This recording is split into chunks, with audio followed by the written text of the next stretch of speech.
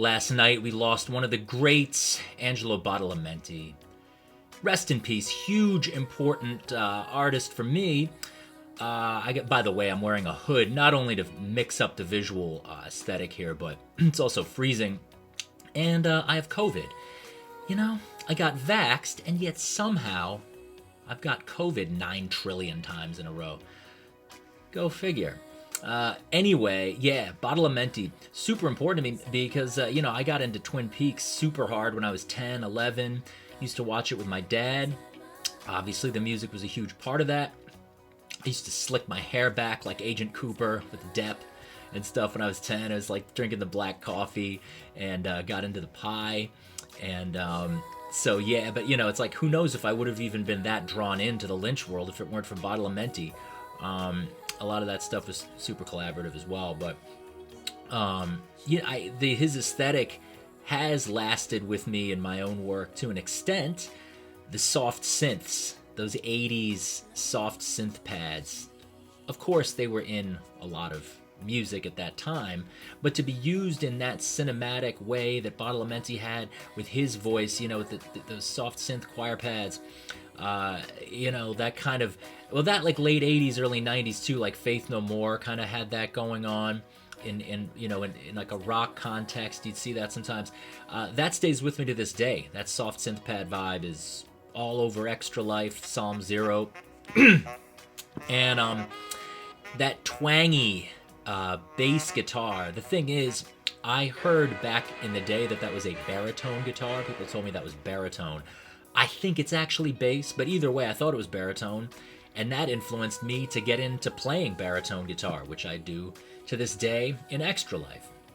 So, those two aesthetics, the twangy baritone and the soft synth pads together, remains really central to me, Another kind of cool thing about Badalamenti is that he was like 52 or 3 or something when he even did Peaks.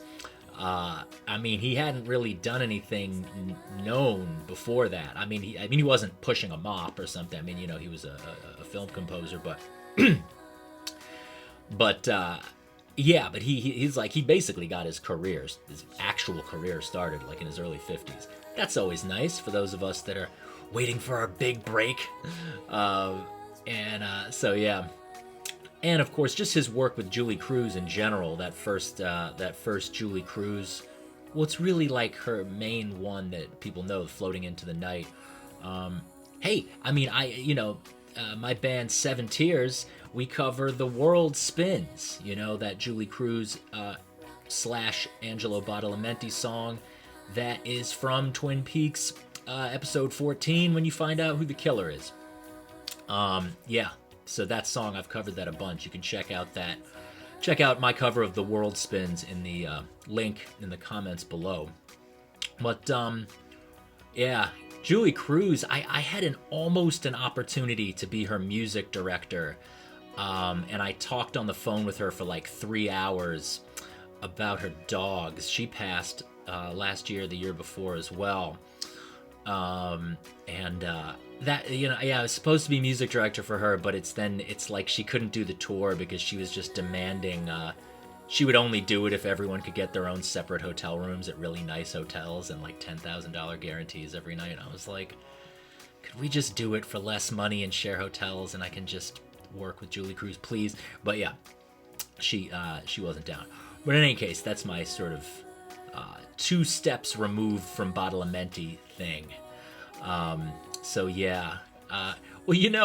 he will be missed, obviously, because it's always sad when a great artist dies. It's, I guess, sad when anybody dies, unless they're like a fucking child molester or something.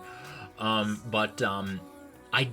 still kind of roll my eyes when any time like an 80 or 90-year-old great artist dies. Everyone online, they're like gutted, like all caps, devastated. Like, are you really devastated? The guy's like in his 80s. What new Angelo Badalamenti stuff have you listened to lately? You're just keeping up with his stuff. You can't believe he's not going to do another thing that you're going to get to hear. It's like, bro, you're not gutted. His own kids probably aren't gutted. He's like, he lived a long, full life. I'm being a fucking dick now. I'm just making fun of this whole, like, yeah, just the like outpouring of just devastation when people die, and then it's, the next day nobody cares.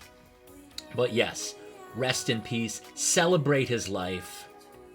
Watch Twin Peaks tonight. I'm gonna listen to Floating into the Night, Julie Cruz, and yeah, his aesthetic will live on, I think, in not just in the film music world, but just in popular music, the popular imagination.